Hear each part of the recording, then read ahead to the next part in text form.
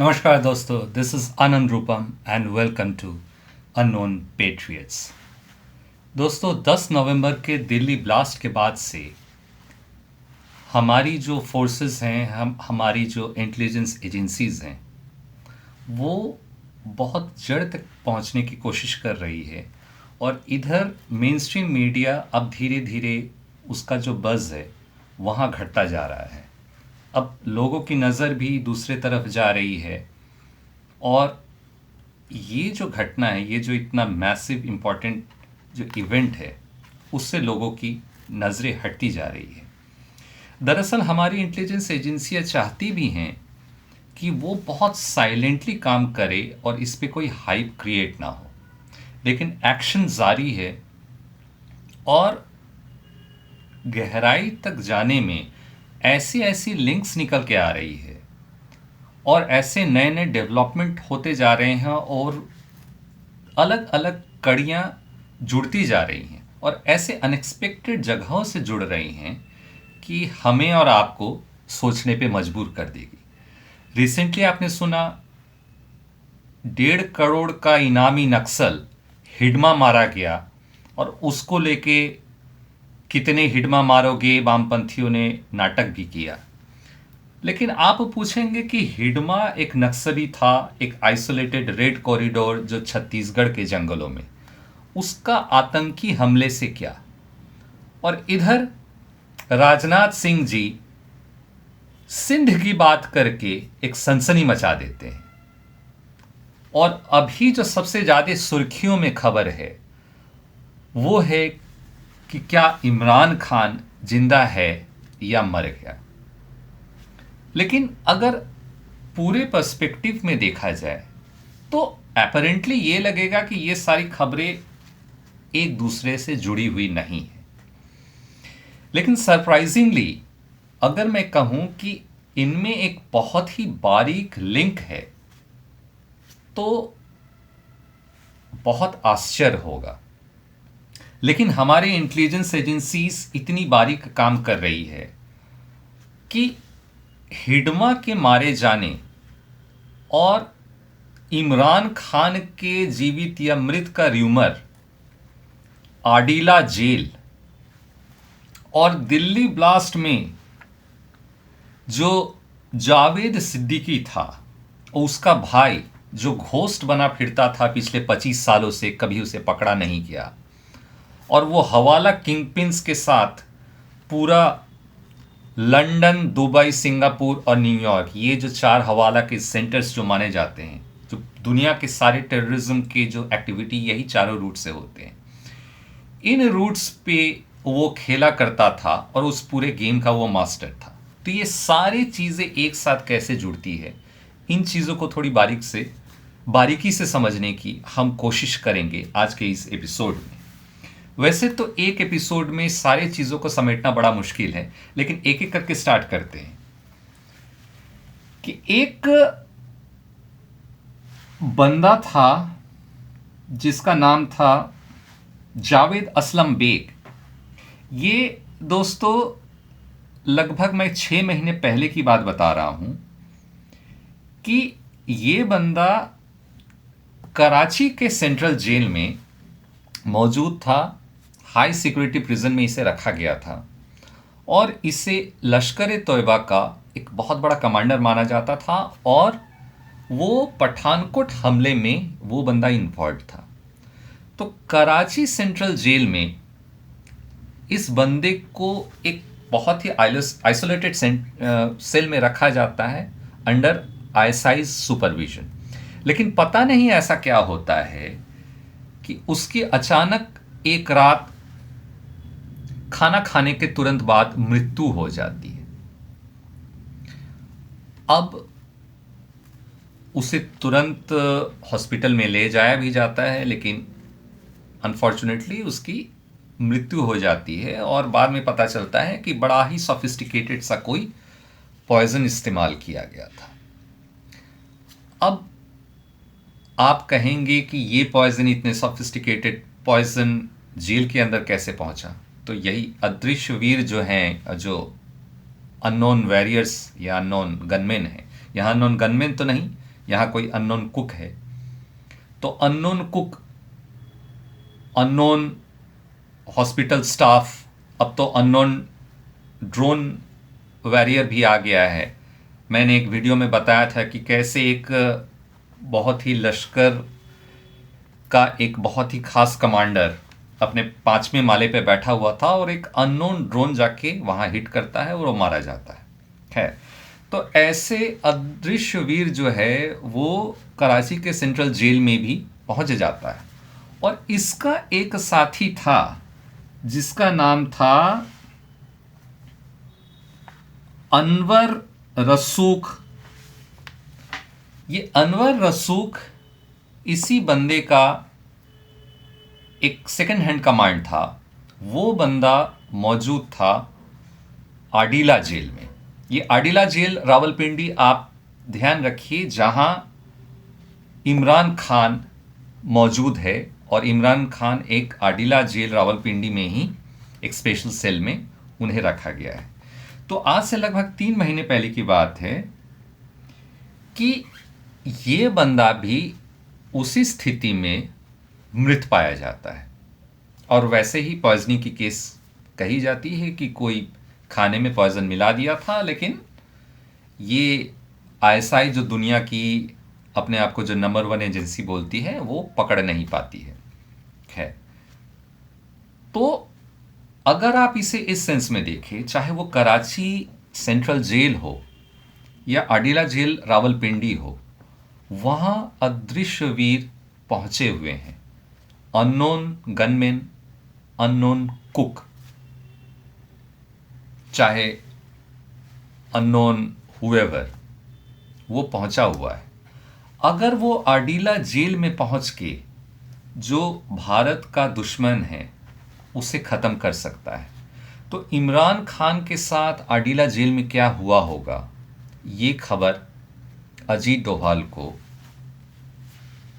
PM Narendra Modi को और राजनाथ सिंह जी को मिल चुकी होगी।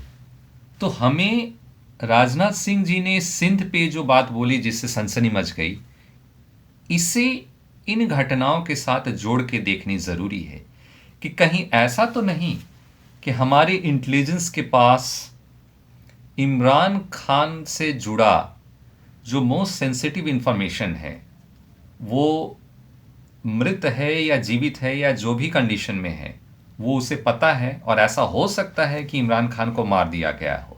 और अगर जिंदा भी है तो शायद वो इस स्थिति में नहीं है कि उन्हें किसी से भेंट करवाया जा सके और पूरे पाकिस्तान में एक आग लगने की देर है। और शायद हमारी इंटेलिजेंस एजेंसीज इसी दिन का कहीं ना कहीं इंतज़ार कर रही थी। और जहाँ तक सिंध की बात है, तो सिंध का एक रॉ का एक इतिहास रहा है। सिंध में बहुत सारे डेयरिंग ऑपरेशंस रॉ ने इससे पहले कर रखे हैं।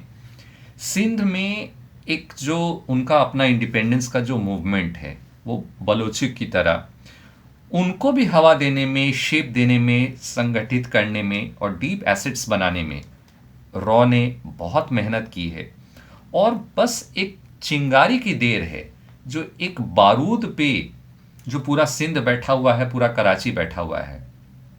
शायद ऐसे ही किसी मौके की तलाश है, और इमरान खान से जुड़ी ये खबर, इसको हवा देना और इसके अगेंस्ट में एक नैरेटिव क्रिएट करना, यहाँ भी रॉ का एक हाथ हो सकता है। क्योंकि देखिए, ये इमरान खान से जुड़ी ये जो मौत की जो र्यूमर है, इसको सबसे पहले एक ट्विटर के बलोच हैंडल से इसे रेज किया गया था। उसके बाद अफगान टीवी ने इससे बहुत ज़्यादा हवा दी। तो कहीं ना कहीं एक पैटर्न, एक गेम समझ में आता है कि उसके बाद से जो है इस चीज़ का र्यूमर का मोमेंटम बढ़ता चला जाता है।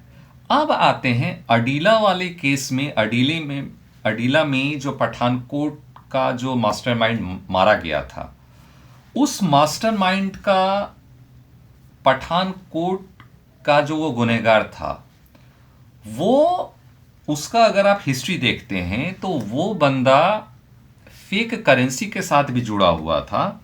और ये बंदे का लिंक जब ये हामुद जावेद सिद्दीकी अल फला यूनिवर्सिटी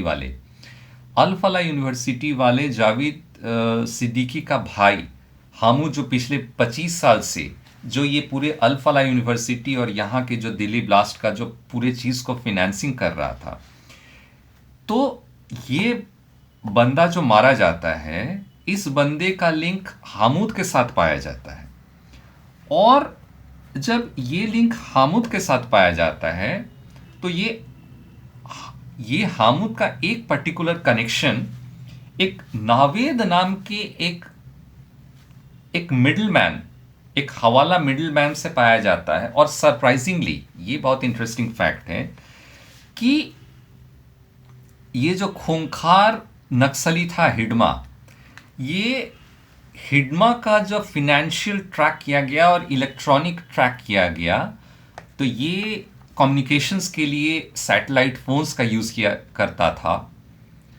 और जब सैटेलाइट फ़ोन से जो इलेक्ट्रॉनिक सिग्नेचर को ट्रेस बैक किया गया, तो कहीं ना कहीं इसका लिंक ये नावेद नाम के इस बंदे से मिलता है। और ये नावेद जो है, जो हवाला का 90 के दशक का बहुत पुराना हवाला ऑपरेटर था, अबू गनी, जो दुबई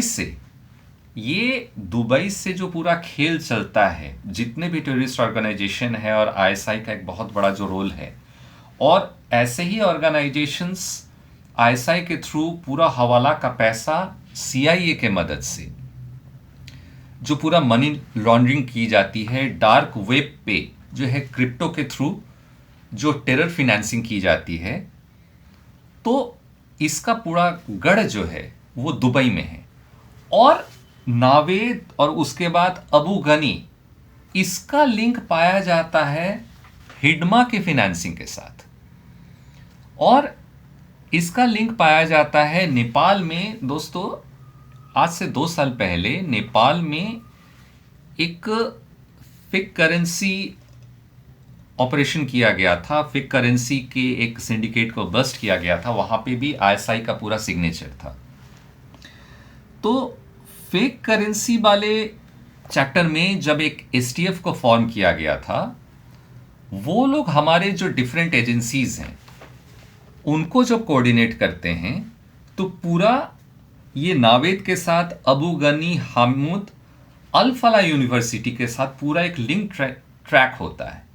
लेकिन सबसे मज़ेदार बात यह है कि यहाँ पे इस नावेद का electronic signature and financial signature, ये हवाला का जो माध्यम है, नेपाल का रूट और जो सैटेलाइट इंस्क्रिप्शंस हैं, इसके रूट से हिडमा का भी यहाँ पे लिंक पाया जाता है। तो हमारी एजेंसीज आज के डेट में इतने सारे डिफरेंट दिखने वाले, जो कहीं नक्सली है, कहीं अल फला यूनिवर्सिटी है, चाहे विदेश में कोई ऑपरेशन हो रहा है, इनमें लिंक ढूंढ कैसे पा रही है। तो इसके पीछे पिछले 10 साल की मेहनत है। और हमारा जो इलेक्ट्रॉनिक सिग्नेचर है, National Technical Research Organisation, National Intelligence Grid, Joint Cipher Bureau, इनको एक प्लेटफॉर्म में लाने का श्रेय अजीत डोभाल जी को जाता है। क्योंकि 26/11 का जो अटैक हुआ था और डेविड हेडली आके जब अटैक करके रेकी करके जाता है, तो इसके पूरे सिग्नेचर्स थे, लेकिन हमारे पास चूंकि कोई कोऑर्डिनेशन नहीं था, तो ये डेविड हेडली का जो पूरा एक सस्पिशियस मूवमेंट था, इसको ट्रैक करने का कोई हमारे पास अलग अलग एजेंसियों के पास कोई एक सिंक्रोनाइज्ड फोर्स नहीं था, कोई एक पर्टिकुलर ऐसी एजेंसी नहीं थी कि कहीं पे भी कोई एक रेड फ्लैग अगर दिखती है तो वो सारे एजेंसीज को अलर्ट कर सके। और अलग अलग दिखने वाले, कहीं कोई क्राइम हो रहा है, कहीं कोई नक्सली हमला हो रहा है, कहीं कोई एक साधारण सा दिखने वाला एक डकैती या चोरी ही क्यों ना हो रही है, लेकिन वो कहीं ना कहीं एक बिगर प्लॉट से जुड़ा हुआ है, वो कहीं ना कहीं एक कॉमन लिंक से जुड़ा हुआ है। जैसे हिडमा का ये नावेद नाम का हवाला ऑपरेटर के साथ पाया जाना लिंक, कि अपने आप में एक विस्फोटक खबर है।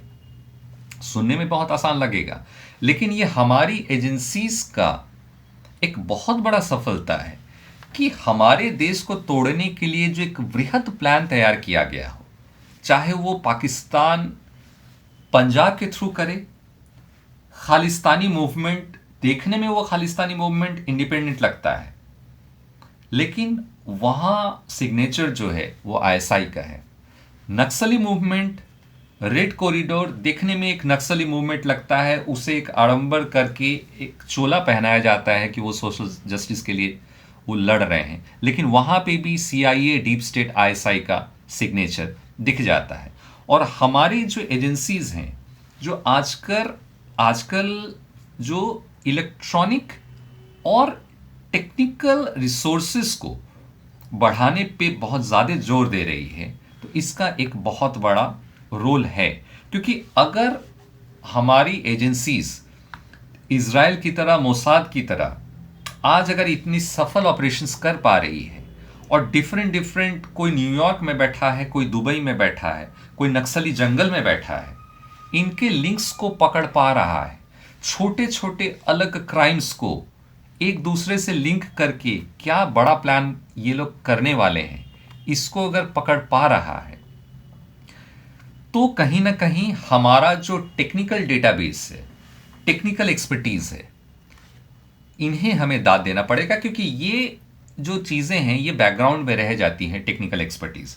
और इसी बीच में एक हमारे एनटीआरओ का जो कोडिंग डिपार्टमेंट है, जो कोड्स को क्रैक करते हैं, इन्होंने एक बहुत बड़ा कोड क्रैक किया था। ये जो दिल्ली आतंकी आपस में जो कम्युनिकेट कर रहे थे, ये गुफा और चूहा, ये दोनों टर्म यूज कर रहे थे। बाकी जो दावत, बिरयानी, ये सारे टर्म ये लोग यूज कर रहे थे दिल्ली ब्लास्ट के लिए।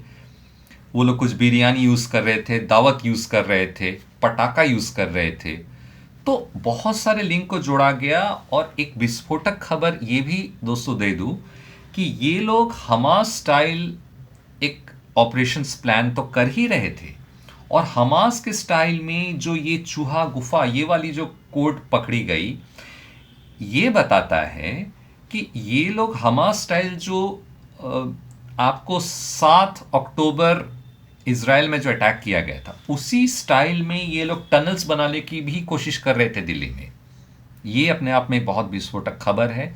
और इन चीज़ों का इलेक्ट्रॉनिक सिग्नेचर हमारे एजेंसीज ने पकड़ा है, इन कोड्स को क्रैक किया है, और उसके बाद जो आगे की बहुत सारी कार्रवाई हैं वो अभी अनफोल्ड हो रही हैं।